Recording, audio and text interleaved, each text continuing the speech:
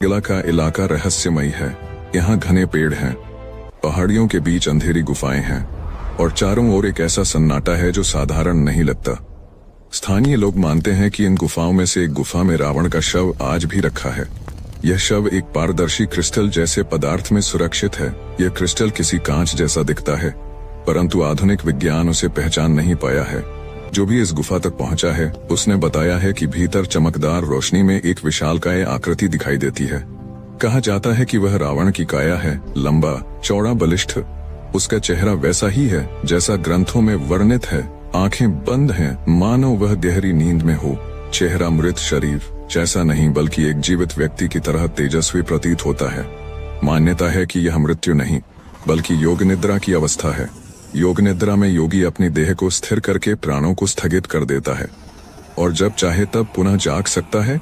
श्रीलंका की लोक कथाएं कहती हैं कि रावण अभी भी इसी अवस्था में है और जब समय की धारा पलटेगी, जब कलयुग अपने चरम पर पहुंचेगा, तब यह क्रिस्टल टूटेगा और रावण पुनः जीवित हो उठेगा। रैगला जंगल को लेकर अनेक चमत्कारिक घटनाएं भी सुनाई जाती हैं। कई बार शोधकर्ताओं ने इस इलाके में प्रवेश करने की कोशिश की। उन्होंने आधुनिक उपकरणों का सहारा लिया, लेकिन वहां जाते ही कंपास काम करना बंद कर देते हैं। इलेक्ट्रॉनिक यंत्र अचानक ठप पड़ जाते हैं। ऐसा लगता है मानो कोई अदृश्य शक्ति है जो आधुनिक विज्ञान को चुनौती देती है। स्थानीय लोग कहते हैं कि यह शक्ति रावण की है। उसका शरीर आज भी ऊर्जा विकिरण करता है जो किसी भी बाहरी अतिक्रमण को रोक देता है। कहा जाता है कि युद्ध के बाद रावण के अनुयायियों ने गुप्त रीति से उसकी देह को यहाँ पहुंचाया।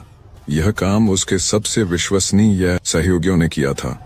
उन्होंने न केवल उसकी देह को संरक्षित किया बल्कि गुफा के चारों ओर शक्तिशाली तंत्र मंत्र की सुरक्षा भी की। ऐसा माना जाता है कि उस गुफा का प्रवेश द्वार हर किसी को दिखाई भी नहीं देता। वह केवल उन्हीं के सामने प्रकट होता है जिनके पास रावण का आशीर्वाद या अनुमति हो। श्रीलंका की कुछ परंपराएं मानती हैं कि रावण नागवंशियों से जुड़ा था। नागवंशी लोग आज भी मानते हैं कि वे रावण की गुप्त परंपरा के रक्षक हैं। उनका कहना है कि रैगला जंगल में रखा शव वे ही सुरक्षित रखते आए हैं। उनके अनुसार यह शव केवल तब बाहर आएगा जब दुनिया को उसकी आवश्यकता होगी।